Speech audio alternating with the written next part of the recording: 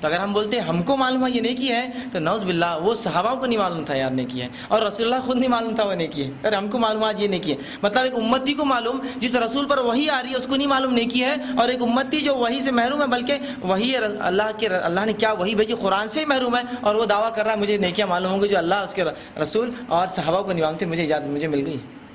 اور قرآن کی سیدھے خلاف یہ آیت جاتی ہے الیوم اکملت لکم دینکم، میں نے آج تمہارے لیے تمہارا دین مکمل کر دیا، واتممت علیکم نعمتی، اپنی نعمت تم پر پوری کر دی، ورضیت لکم الاسلام دینا، اور دین اسلام سے راضی ہو گئے. تو صحابہ بہت حریص تھے، یاد رکھیے نیکیوں میں، کوئی نیکی نہیں چھوڑتے تھے. ہمارے جیسے نہیں تھے ارے چھوٹی نیکی چھوڑ دو، ارے چھوٹا گناہ کر لو، کوئی گناہ کو چھوٹا اور کوئی نیکی کو چھوٹی نہیں سمجھتے، کر گزرتے اس کو. گناہ چھوٹا نہیں بھائی، گناہ ہے، اور نیکی چھوٹی ہے، کوئی بات نیکی تو کرنا ہے. اتنے حریص نہیں کیوں، حتیٰ کہ حج کو بھی جا رہے عبداللہ ابن عمر تو دیکھیں اونٹنی کو گھما رہے ہیں، طہارت کے لیے رسول اللہ جہاں بیٹھتے ہیں وہاں بیٹھ رہے ہیں، ضرورت نہیں تھی لیکن کر رہے، اتنے حرصی کہ رسول نے کیا میں بھی کروں گا، یہ حال تھا. لیکن آج ہم کیا کرتے ہیں دین اسلام میں، ایک سے ایک بدعت ایجاد کرتے ہیں، اور کیا ہوا اس پہ سوال کرتے ہیں. تو یہ ہوا کہ میں نے کہا نا اذان میں کلمہ پڑھا تو کیا ہوا، کیا کیا میں نے. تو آپ ذکر و اذکار پڑھیں زیادہ، وہ بدعت نہیں ہوئی ہم کہیں تو، لیکن ہم اگر اذان کو بڑھا دیں، ذکر بڑھا دیں، کلمے کو مکمل کریں تو ہم بدعتی ہو گئے.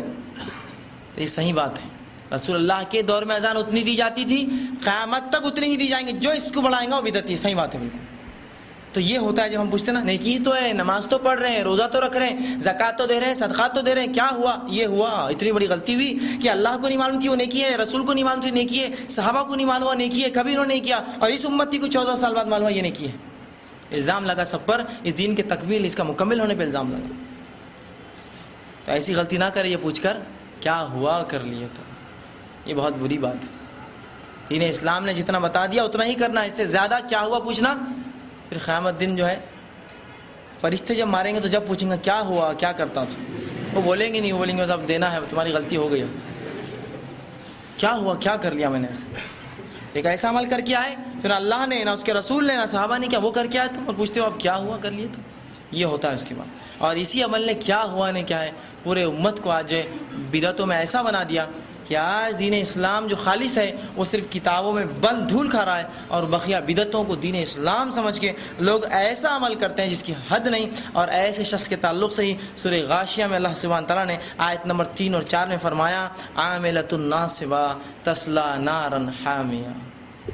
ایسے شخصوں کے لیے کہ وہ ہوں گا جو عمل کر کر کے تھک کر آیا ہوں گا اللہ کے پاس، حکم ہوگا اٹھا کر جہنم میں ڈال دو. عمل کر کر کے تھک کر آیا ہوں گا دنیا کے اندر، اتنے اعمال کر کے آیا ہوں گا کہ تھک گیا ہوں گا اعمال کر کے، لیکن جب اللہ کے سامنے ہوں گا تصلی نارا حامیہ، بھڑکتی ہوئی آگ میں سے اٹھا کر ڈال دو.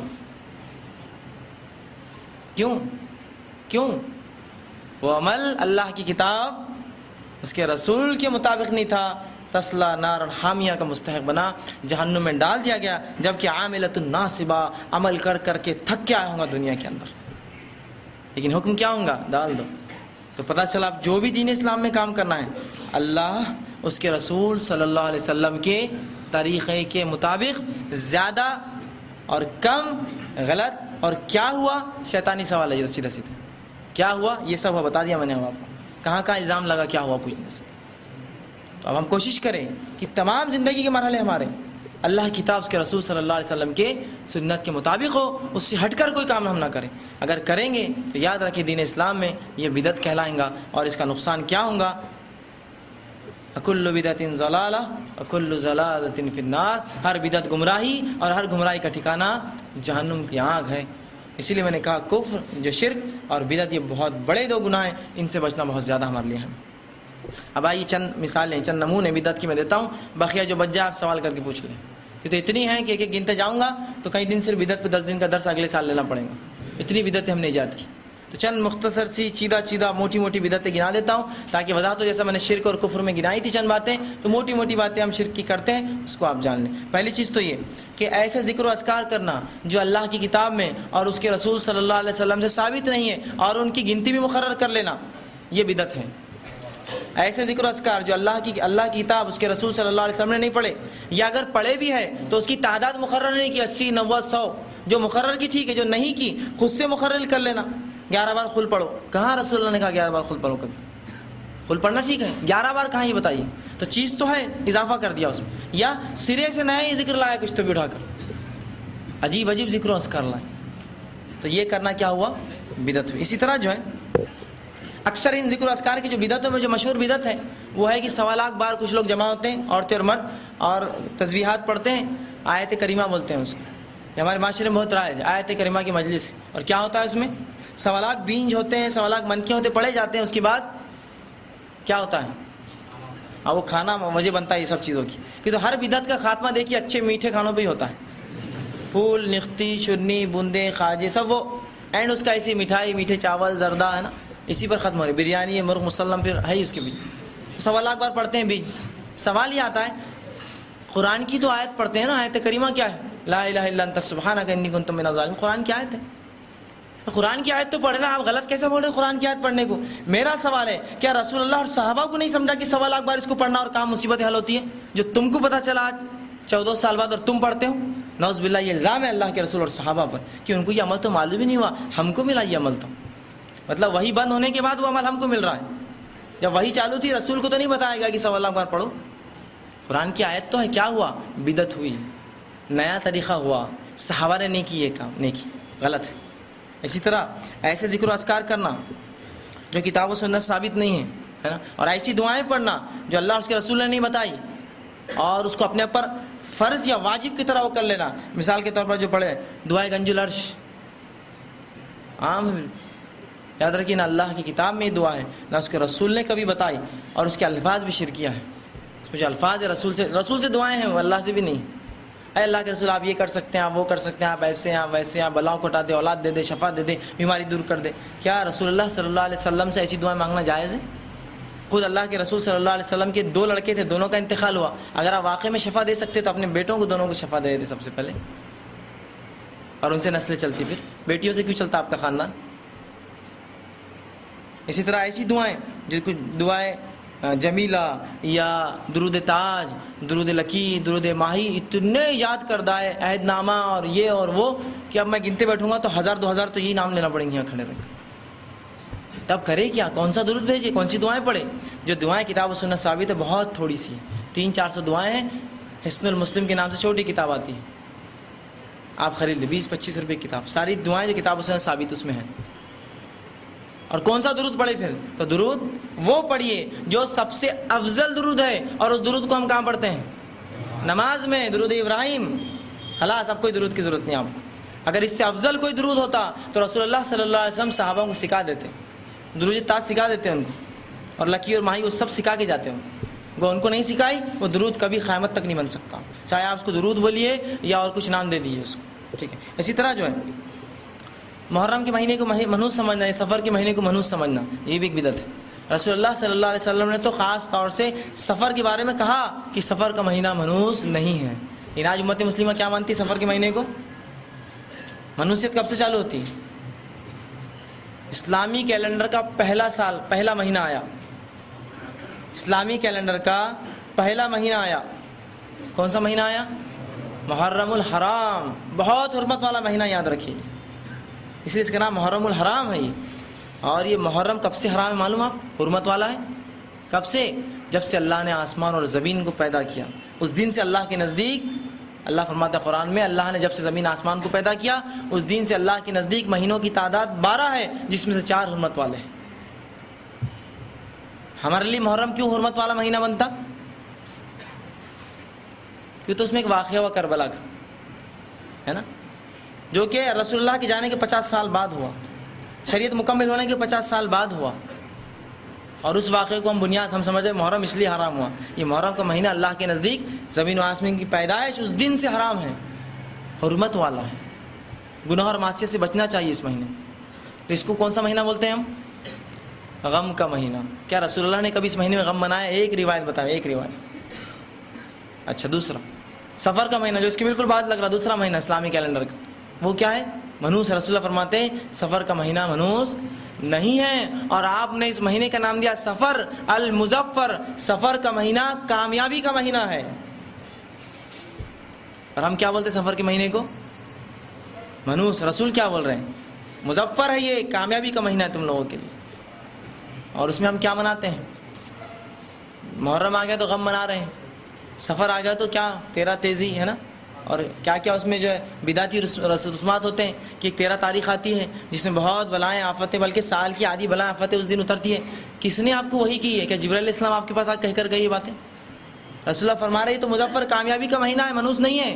کس نے آپ سے کہا پھر اس کی ایک تاریخ یا اس کا ایک بدھ یا اس کا ایک ہفتہ یا اس کا آخری بدھ یا اس کا آخری ہفتہ یا پہلا بدھ یا پہلا ہفتہ یا اس کی 13 تاریخ منحوس ہے؟ اس کو تو اسلام سمجھا جاتا ہے. اگر کوئی بولے کہ یہ مہینہ منحوس نہیں ہے تو لوگ بولیں گے یار یہ بدعتی آ گیا، یہ تو مہینہ منحوس ہے. تو یہ دیکھیے آپ کس طرح تو سفر کا مہینہ، محرم کے مہینے کو منحوس مانا. اسی طرح جو ہے درگاہوں کے عرس منانا، یہ وہ باتیں کہہ رہا ہوں جو بہت عام ہے، بالکل چلن ہے ان کا. درگاہوں کے عرس منانا، رسول اللہ صلی اللہ علیہ وسلم کے دور میں کیا نبیوں کی خبریں موجود نہیں تھی؟ ابراہیم علیہ السلام کی خبر موجود تھی، شعیب علیہ السلام کی موجود تھی. رسول اللہ ایک حدیث فرماتے اگر مجھے فلسطین کا مجھے یاد ہے، اگر مجھے وہاں لے جائے یا مسجد اقصی تو میں موسیٰ کی خبر بتا سکتا ہوں تم کو کہاں ہے، مجھے معلوم ہے وہ خبر کہاں ہے. تو رسول اللہ کہہ دیتے کہ ابراہیم علیہ السلام کا تم عرس منا لیا کرو ہر سال، اور موسیٰ علیہ السلام کا عرس منا لیا کرو، اور جو ہے شعیب علیہ السلام کا جو اسی میں تصالح علیہ السلام ان کی تو خبر جزیرۃ العرب کے اندر ہی ہے، ان کی بھی منا لیا کرو عرس. عرس کیا ہے؟ عرس کس کو کہتے ہیں معلوم؟ عرس کس کو بولتے؟ فارسی کا لفظ ہے، اس کا معنی ہوتا ہے شادی. عروسہ وہ دلہن ہو گئے، خیر بہرحال لیکن عرس شادی عرس بولتے ہیں شادی کو. سوال یہ اگر شادی بھی کر رہے آپ کی، اس کی تو کتنی شادیاں جائز ہیں؟ 785واں عرس، 785 شادیاں، اور مردوں کی شادیاں اس پر. اور ان کے بارے میں ہمارا یہ عقیدہ ہے کہ یہ اتنے ولی تھے، اللہ کے اتنے ولی تھے، کبھی شادی نہیں کیے، اور ان کے ماننے والے ہر سال شادی کرتے ان کی. کیسا عجیب معاملہ ہے نا. بیچاروں نے زندگی میں شادی نہیں کیے، انہیں مرنے کے بعد ہر سال ان کی شادی کرتا. اور دیکھیے پورا عمل ویسے ہی ہوتا. شادی سے ایک دن پہلے کیا ہوتا ہمارے معاشرے میں کیا ہوتا، اسلام میں کیا ہوتا چھوڑ دیجیے، ہمارے معاشرے میں کیا ہوتا. ہاں ایک رسم ہوتی، کیا بولتے ہیں اس کو؟ سانچا. اس سے پہلے کیا ہوتا؟ ہلدی. عرس سے پہلے کیا ہوتا؟ ایک رات پہلے سندل. دیکھیے نہیں آپ نے، ادھر کے نکلتا اور ادھر درگاہ تک جاتا.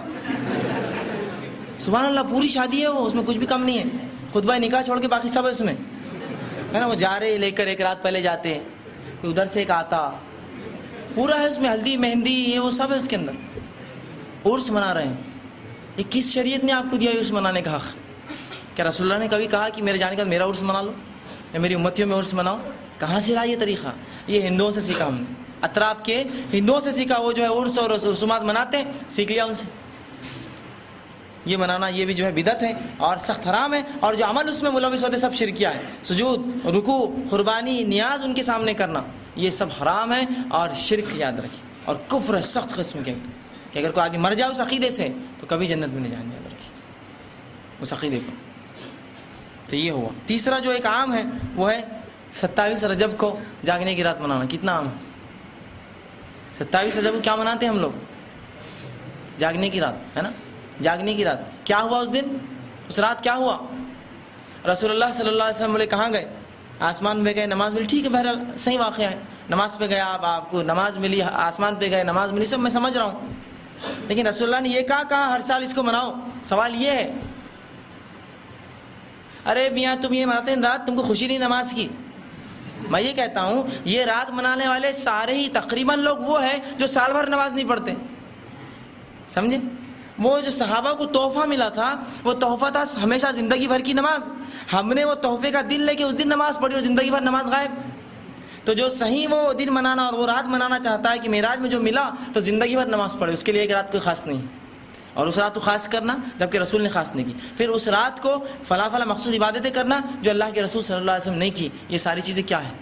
یہ حرام ہے، یاد رکھیے. اسی طرح 15 شعبان کو ایک رات منا لی، کیا نام دے دیا اس کو؟ شب برات. میرا سوال ہے قرآن حدیث سے مجھے بتائیے شب برات کہیں ہے کیا؟ لیلۃ البرات بتائیے مجھے، چلیے عربی میں لیلۃ البرات کہ برات کی رات، کوئی رات ایسی قرآن میں یا رسول اللہ صلی اللہ علیہ وسلم کے زبان سے نکلا کوئی ایک لفظ کہ برات کی رات؟ برات ایک لفظ ضعیف اور موضوع روایت سے بھی لا کے بتائیے. چھوڑ دیجیے، اب میں صحیح کا بھی آپ کو حد نہیں لگاتا ہوں. ضعیف یا موضوع من گھڑت روایت سے لاجیے یہ لفظ شب برات یا لیلۃ البرات، بتائیے مجھے لا کر. اتنے اس سے منائی جاتی ہے کہ اب جو رات گزر رہی نہیں ہے شب قدر جس کی فضیلت اور جس کے تعلق سے رسول اللہ فرماتے ہیں کہ جس نے اس رات کو چھوڑ دیا وہ بد نصیب رہا، اور ایک بد نصیب سے قدر چھین لی جاتی ہے، اور تمام خیر سے وہ دور رہا جس نے یہ رات چھوڑ دی۔ اور اس رات کو رسول اللہ جا جا کر گھر والوں کو اٹھاتے، جگاتے اور عبادت کراتے۔ یہ رات ہم مناتے ہیں کیا بتائیے؟ اس لیے کہ ڈپلیکیٹ چیزیں اتنی آ گئی کہ اصلیت کی ختم ہو گیا ہے۔ ایسے مناتے کوئی 5 راتیں اور مناتے ہوئے تو ایک رات صرف 27 کی۔ رسول اللہ فرماتے ہیں کہ یہ 5 میں سے کوئی ایک رات ہے آخری عشرے کی، تاخرات 21، 23، 25، 27 یا 29۔ تو اس 5 میں سے بھی شارٹ کٹ کر کے ایک بنا لیا ہم نے۔ ہر کام میں ہم کو یا تو زیادہ کرنا ہے تو کم ہی کرنا ہے، کبھی جو اسلام بتایا وہ کرنا تو ہے نہیں، ٹھان لیا ایسا لگ رہا ہے ہم نے۔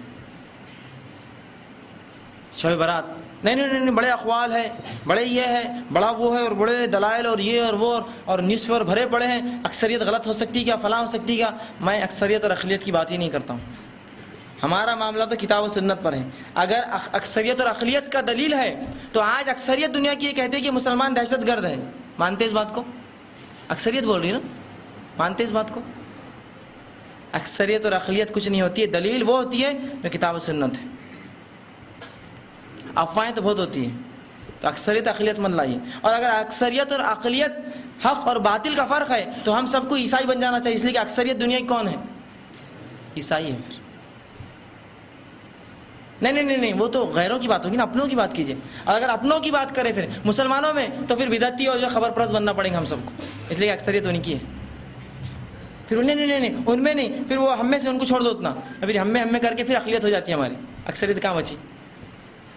سمجھا؟ اکثریت اقلیت نیوز اس سے کچھ نہیں ہوتا، کتاب و سنت دلائل کا ہے۔ ہر رات ہر حدیث جس میں رات کا کوئی ذکر ہے اٹھائے ڈبے میں ڈال دیے، بولے یہ برات کی رات کے بارے میں۔ ہر واقعہ جو رسول اللہ کی زندگی میں رات کا آتا ہے اٹھایا اور ایک ڈبے میں ڈال دیا، برات کی رات کا واقعہ۔ یہ کہاں سے لائی یہ سب باتیں؟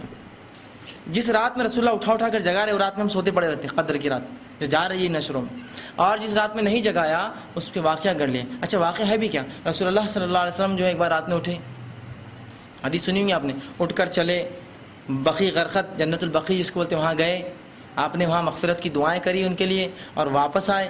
اور عائشہ رضی اللہ عنہا جو چپکے سے اٹھی، ان کو شک ہوا کہ رسول اللہ میرے بازو تھے، کہیں کسی دوسرے کے پاس تو نہیں چلے گئے، دوسری بیوی کے پاس، جبکہ آج کی رات میرے لیے تھی۔ چپکے سے گئی، دیکھا اور واپس آ کے سو گئی، لیکن سانس تیز چل رہی تھی رسول اللہ ہے۔ رسول اللہ نے کہا عائشہ کیا تم مجھ پر شک کرتی ہو کہ کیا اللہ کے رسول تم سے خیانت کریں گے؟ کہا آج کی رات وہ رات تھی جس میں اللہ سبحانہ وتعالی بنو کلب یا بنو ثقیف جو بھی الفاظ ہے، بنو کلب کی بکریوں کے باروں کے برابر لوگوں کی مغفرت کرتے ہیں۔ ٹھیک ہے، حدیث تو سننے تک تو ٹھیک ہے۔ سوال یہ ہے اگر نعوذ باللہ ماں عائشہ رضی اللہ عنہا کی نیند نہیں کھلتی تو پتہ نہیں اللہ کے رسول کتنے دنوں سے رات منا رہے تھے اور چھپا کے رکھے تھے امت سے رات۔ نیند کھلی تو معلوم ہوا نا عمل، جبکہ نماز آ رہی ہے اٹھا کے بتائی جا رہی ہے، شراب کی حرمت آ رہی بولی جا رہی ہے، زکوٰۃ دینے کا حکم دیا جا رہا ہے، شب قدر کے لیے جگایا جا رہا ہے، اس رات تو کیوں سوتے لوگ نہیں جگایا آپ نے؟ کہتے اٹھو میں جا رہا ہوں ابھی سن لو کہ یہ رات یہ ہے، عیبت کیوں کہہ رہے ہیں؟ یہ حدیث ویسے تو ضعیف ہے، بہرحال ان کو کہیں ہم ضعیف صحیح کو نہیں مانتے، بہت لوگوں کا بڑا مسئلہ ہے، ہم اچھے برے کھانے کو سب کھا لیتے بس کھاتے رہیے، وہ اپنا مسئلہ ہے۔ بہرحال تو ضعیف بھی اگر ہے تو اس میں ضعف تو دیکھیے کس قسم کا ہے، ضعف تو اس کی کمزوری بھی دیکھیے نا، ہے نا۔ رسول اللہ اٹھے، عائشہ رضی اللہ عنہا اٹھی تو پتہ چلا، ورنہ کتنے سالوں سے مناتے۔ بہرحال یہ واقعہ جان لیجئے، رسول اللہ صلی اللہ علیہ وسلم بقیع غرقد گئے تھے ایک رات اور وہاں دعا بھی کیا آپ نے، لیکن یہ واقعہ کب ہوا؟ 15 شعبان کو نہیں ہوا، یہ واقعہ ہوا رسول اللہ کے انتقال سے 5 دن پہلے۔ آپ کا انتقال کب ہوا؟ شعبان میں ہوا؟ نہیں، کب ہوا؟ ربیع الاول، 5 دن کم کر دیجیے، 12 ربیع میں ہوا نا، 12 سے 5 کم کر دیجیے، کتنا ہوا؟ 7 ربیع الاول کی رات گئے تھے آپ۔ لیکن میں یہ نہیں کہہ رہا ہوں 7 کو جاگیے آپ، لیکن بتا رہا ہوں اس واقعے کی اصلیت اگر ہے بھی تو ایسی ہے اس کی۔ بہرحال راتوں کا منانا جس سے کیا ہوتا ہے، اصلی جب راتیں آتی ہیں نا جاگنی، جب سوتے پڑا تھا، ٹھیک ہے۔ اسی طرح جو ہے 11ویں کا منانا بہت عام چلن ہے، 11 تاریخ آتی ایک مہینے کی، عبد القادر، پیران پیر، غوث اعظم جو بھی نام آپ کہتے ہیں ان کے نام سے چراغ جلائے جاتے ہیں، اور چراغ کو رات بھر بجھنے بھی نہیں جاتے۔ کیسے دیکھیے نا، ہندوانہ رسمیں نہیں، ہندوؤں کو دیکھیں آپ نے پکچروں میں، دیوتا کے سامنے چراغ جلتا، وہ اس کے شوہر کے لیے بیچاری بچاتے رہتی، ہوا تیز چلتی، کھڑکی کھلتی، ادھر بتی بجھتی، ادھر وہ ٹرین کے نیچے آ گیا، بس کے نیچے آ گیا، ختم ہو گیا۔ رات بھر بچے بڑے بوڑھے دیا بجائے، ایسا لگتا ہے جتنے اخلاص سے اس دیے کو بچایا جاتا ہے، کبھی نعوذ باللہ اتنے اخلاص سے نماز بھی نہیں پڑھے ہوں گے جتنے اخلاص سے اس کو بچاتے ہیں، خالص ہو کے رات بھر آنکھیں سجی ہوئی، لیکن نہیں، دیا نہیں بجھنا، گھی کا دیا ہے اور پتہ نہیں کیا کیا. یہ کہاں سے لائی؟ رسول اللہ نے کبھی 11ویں منائی کوئی؟ 11ویں منائی کیا؟ اور جس کے نام سے مناتے ہو تو خیر بہرحال وہ تو حرام ہوا، اس لیے کہ وہ اللہ کے علاوہ کسی کے نام سے ہے نا، انسان کے نام سے، چاہے عبد القادر ہو یا محمد صلی اللہ علیہ وسلم ہو یا آدم علیہ السلام یا کوئی اور ہو، اللہ کے علاوہ کسی اور کے لیے کوئی عمل نہیں ہوگا دین اسلام کے اندر. تو 11ویں منا رہے کسی انسان کے نام سے. اور کیا تصور، حفاظت کریں گے، اولاد دیں گے، مال میں برتری دیں گے، یہ کریں گے وہ کریں گے، عجیب عجیب عقیدے اس پہ کر لی. ارے تھوڑی تو عقل لڑاؤ، تھوڑی سی عقل، کہ اگر عبد القادر جیلانی اگر کچھ بچا سکتے کسی کو بچا سکتے تو سب سے پہلے آج وہ جو تدفین ہے بغداد شہر کو بچا لیتے امریکہ سے. ہزاروں ٹن بم ڈالتا ہوں روز اس کے اوپر لا کے، نکلتا ایک ہاتھ دستے غائب سے پورے بموں کو واپس ادھر بھیج دیتا، کیلیفورنیا، نیو یارک، ٹیکساس، سب ادھر. کیوں نہیں ہوا پھر؟ وہ ہونا چاہیے تھا نا. اگر اتنی طاقت ہے کہ بغداد میں رہ کے ہندوستانیوں کو شفا دیتے ہیں تو پھر بغداد والوں کو کیوں شفا سے محروم رکھا آج تک، جبکہ ان کے ماننے والے تو وہاں بھی تو ہے کہ بھائی بم تو گریں گے لیکن 11ویں منانے والوں کی چھتوں پہ نہیں گریں گے، سب بم ادھر کے اس پہ گریں گے. کچھ ہونا چاہیے تھا. تھوڑی تو عقل لڑا لو، تھوڑا سا، تھوڑی سی اگر عقل انسان لڑائے تو اس کے سامنے جو ہے اسلام روشن جو ہے ایک سورج کے ساتھ چمک رہا ہے. غلطی ہماری کہ ہم آنکھ بند کر کے چل رہے ہیں. اسلام چمک رہا ہے واضح، ہمارے آنکھیں بند، طرف کھولیے اس کو. اسی طرح جو ہے 22 رجب کو کنڈے منائے جاتے ہیں، ہے نا. 22 رجب ابھی بس گئے، پوریوں کی یادیں تازہ ہوں گی سب کے ذہنوں میں. 2 ہی مہینے ہو رہے ہیں نا رجب کو کنڈے مناتے ہیں. اور یہ جتنی میں باتیں کہہ رہا ہوں نا کی بات ہے، سب سلسلے وار شیعوں کی دین ہے، سب سلسلے وار جتنے عمل، 11ویں کا منانا یا 15 شعبان کا جاگنا، برات شیعوں کے پاس ایک عمل ہے. تبرہ، گالیاں دیتے ہیں اماموں کو، ہم نے بھی لے لیا، وہ نام بھی لے لیا، وہ عمل بھی لے لیا. بہرحال 22 رجب یہ بھی شیعوں کی دین ہے. کیا کرتے 22 رجب کو؟ کائے کی عید مناتے ہیں؟ کنڈوں کی عید، ہے نا. کنڈے اتنے مقدس ہے کہ اسلام میں رسول اللہ گھر میں کتنے کنڈے تھے؟ کوئی مقدس چیز ہوتی ہے رسول اللہ اپنے پاس رکھتے ہیں، میں کنڈے جمع کرو، بڑی مقدس چیز ہے، اس کی عید بننے والی، میری امت کو عید دی گئی اس کی. اور رسول اللہ فرمایا 2 ہی عیدیں میری امت کو دی گئی ہے، عید الفطر اور عید الاضحیٰ. کیوں نہیں کہا کنڈوں کی عید، عید قدر اور 11ویں کی عید اور 13ویں کی عید اور اس کی نیاز اور اس کی فلاں؟ 2 ہی عیدیں دی گئی، 2 ہی عیدیں، عید الفطر اور عید الاضحیٰ، ہے نا. تو 22 کو کنڈے مناتے ہیں. یہ کنڈے کے پیچھے اصلیت مانو آپ کو کیا ہے. اور مسلمانوں کی جتنی شخصیتیں ہیں بڑی بڑی، ان کے موت پر مسلمانوں سے خوشیاں منائی ان شیعوں نے، منانے لگوائی. ہمارے حالات ایسے کہ ہم آج خوشیاں مناتے ہیں اپنے بڑوں کی موت پر. 22 رجب کا واقعہ سن لیجیے. 22 رجب کو ایک شخصیت کا انتقال ہوتا ہے، عبداللہ ابن عباس رضی اللہ عنہ. کھانا کھاتے ہیں، ان کی غلام، ان کی باندی آتی ہے، خبر دیتی ہے عبداللہ ابن عباس کے کان میں، اور عبداللہ ابن عباس کھانا چھوڑ کر کھڑے ہو جاتے ہیں. خبر کیا تھی؟ خبر تھی کہ امیر معاویہ کا جو انتقال ہو گیا 22 رجب کو.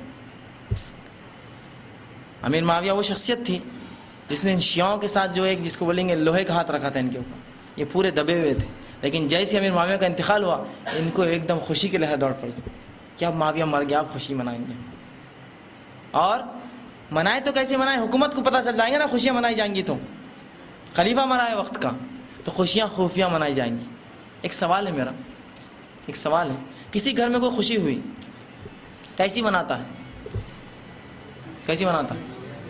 ہاں کیسی منا رہا ہے؟ ہلو یہ ہو گیا اپنے پاس، آ جاؤ بس، چلو آج کھانا ادھر ہے، وہ خوشی اعلان ہو رہی ہے. گھر سے باہر نکل کے خوشیاں، پیڑے بانٹو، یہ کرو فلاں اور یہ اور وہ، اور پورا معاملہ ہو رہا ہے. ہمیں ڈھول بجاؤ، ایک اور نیا آ گیا، ڈھول بجاؤ. میرا اعلان، مطلب خوشی کیا ہو رہی ہے؟ اعلان کی جا رہی ہے. کنڈوں کی عید اتنی خفیہ کیوں چل رہی؟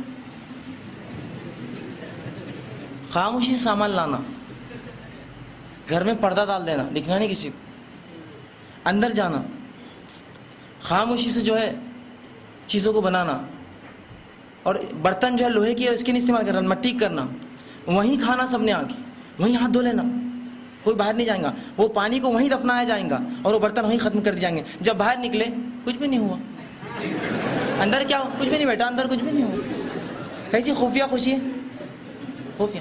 ایک شخص آپ کو گھر میں دعوت دیتا ہے، ہلو ادھر آ جاؤ، کہ کیا بات؟ آ جاؤ آ جاؤ. آ گیا، اندر چلو کمرے میں. ارے کیوں؟ چلو تجھے اندر چلو.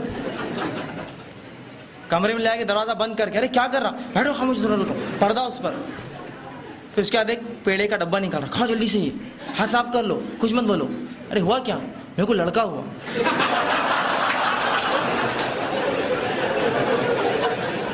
تو میرا سوال ہے یہ اتنا خفیہ ہوا کیا؟ خفیہ ہوا اتنا کہ خوشی اعلان ہے، عید کی خوشی کا اعلان ہے، ایک راستے سے جا رہے دوسرے راستے سے آ رہے، عیدگاہ میں جمع ہو رہے لاکھوں لوگ، اعلان، عید الاضحیٰ اعلان، ہر خوشی کا اعلان ہے۔ یہ خفیہ خوشی کہاں سے آئی؟ یہ شیعوں نے خوشی منائی پھر امیر معاویہ کے انتقال پر، اب خوشی کا اظہار نہیں کر سکتے، چھپ کر منایا گیا۔ اہل شیعہ اپنے اپنے لوگوں کو بلاؤ، خاموشی سے سامان لاؤ، وہیں بناؤ، وہیں کھاؤ، وہیں ہاتھ دو، وہیں دفنا دو، تاکہ باہر سنیوں کو پتہ نہ چلے اندر کس چیز کی خوشی منائیں۔ اب لگے ہمارے سنی مسلمان پیچھے اس کی باب اسی کنڈے بھر رہے ہیں، اور پھر سنیوں کو بھی کچھ تو بھی قصہ ہونا نا، تو دے دیا ان کو ایک قصہ، بڑے قصے بہرحال وہ قصوں کو چھوڑ ہی دیجیے۔ باوی سے منانا یہ سخت حرام ہے، اور اس میں جانا حصہ لینا کچھ لوگوں کا معاملہ عجیب رہتا۔ میں بسم اللہ پڑھ کے کھا لیتا کچھ بھی، میرے کچھ نہیں ہوتا، بسم اللہ پڑھ کے کھا لیتا۔ ارے بھائی اگر آپ کے سامنے کسی سور لا کے رکھ دیتا کہ بسم اللہ پڑھ کے کھا لیں گے اس کو؟ حرام چیز حرام ہے وہ، بسم اللہ یا پورا قرآن پڑھنا بھی اس کو حلال نہیں کرتا۔ لیکن اب دوسرا سوال آ جاتا ہے، مولانا میدا کیسا ہے، حلال ہے حرام ہے؟ میدا حلال ہے۔ کشمش کیسا ہے؟ حلال ہے۔ کاجو کھانا کیسا ہے؟ حلال ہے۔ کھجور کھانا کیسا ہے؟ حلال۔ کھوپرا حلال، ہاں ہم نے سب کو ملا دیا پوریوں میں تو حرام ہو گیا، اور باقی سب حلال اکیلے اکیلے۔ بھائی وہ پوری حرام نہیں ہے، وہ جو عقیدہ، جو نیت، جو عمل اس کے پیچھے اس نے اس کو حرام کر دیا، مسئلہ یہ ہوا۔ اسی لیے کھانے کے معاملے میں 3 چیزوں کی شرطیں ہیں، جو چیز کھلائی جا رہی ہے وہ حلال ہونا، جس مال سے کھلائی جا رہی ہے وہ حلال ہونا، اور جس چیز کے لیے کھلائی جا رہی ہے وہ حلال ہونا، جس عمل کے لیے۔ تینوں حلال ہو تو کھانا حلال ہوتا کسی بھی چیز میں۔ صرف کھانا حلال ہے حرام کمائی سے حرام ہو گیا، کھانا حلال ہے کمائی حلال ہے، وہ عمل حرام ہے جس پہ کھلایا جا رہا ہے وہ بھی کھانا حرام ہو گیا۔ تو یہ اصول ہے اس کی 3 شرائط، تینوں میں لاگو ہوا تو وہ حلال ہوا۔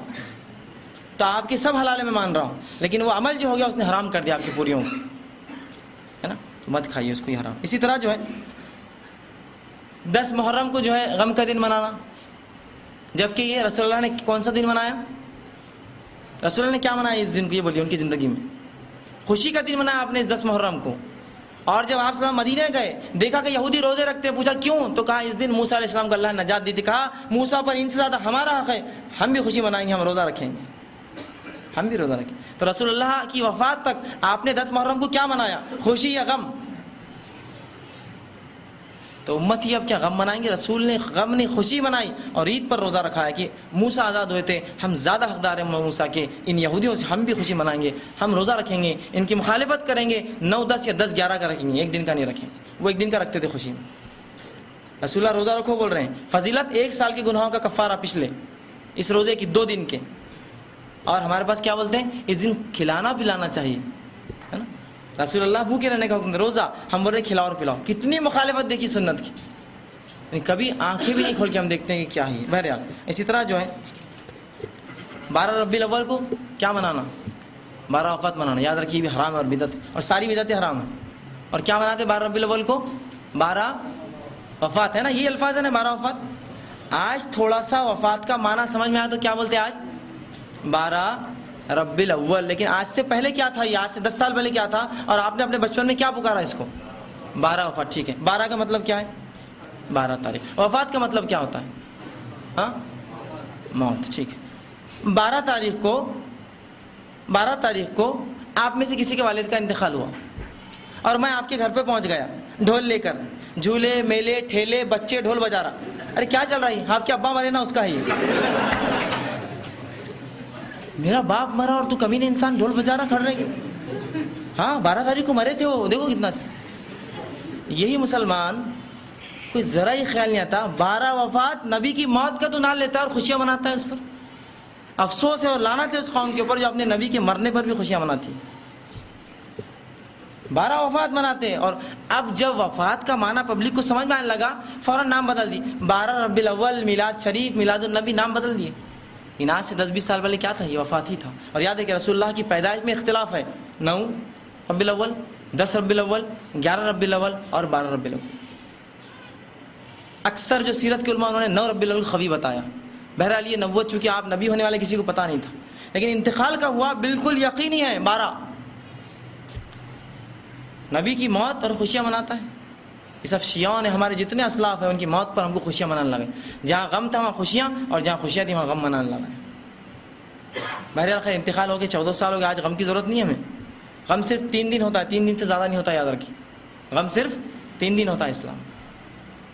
تو لگایا خوشی منانے، لیکن دیکھو نبی کی موت پر یہ بھی حرام ہے۔ اس میں حصہ لینا، کسی بھی قسم کا کام کرنا، چندے دینا، ساری چیزیں حرام ہیں۔ جب بدعت حرام تو پورے حرام۔ اس طرح عید غدیر منانا، عید غدیر مناتے وہ آتا ہے فلاں ہوتا ہے، اور یہ سب جو ہے، کوئی علی رضوان کے انتقال پہ، تو کوئی عثمان بن عفان کے انتقال پہ، تو عمر بن خطاب کے انتقال پہ، سب عیدیں بنی ہوئی شیعوں نے بنائی۔ دیکھ لیجیے ان کی عیدوں کو تھوڑا۔ اسی طرح جو ہے انسان کی پیدائش کی بدعتیں، کتنی بدعتیں ہوتی ہیں انسان کی پیدائش سے پہلے۔ پیدا ہو گیا انسان، رسول اللہ صلی اللہ علیہ وسلم حدیث میں آتا ہے کہ جب آپ کے گھر اولاد ہوئی تو آپ جو ہے اس کو 7ویں دن آپ نے دم دیا، مطلب ذبح کیا، جانور عقیقہ کیا، اس کے بال تراشتے، اس کا نام رکھتے، اور جو ہے اس کے بالوں کے وزن کے بعد سونا یا چاندی تقسیم کرتے۔ یہ عمل تھا سنت، یہ سنت تھا۔ اگر آپ کو بچے کی پیدائش پر، مطلب بچے کا استقبال ایسا ہونا چاہیے 7ویں دن، جو کرنا تھا وہ یہ کرنا تھا۔ ہم کیا کرتے ہیں؟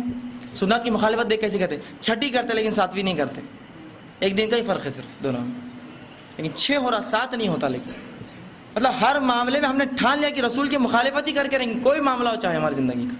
6 مناتے ہیں، 7ویں نہیں۔ اور اس کے بعد کیا مناتے ہیں؟ 40واں چلا۔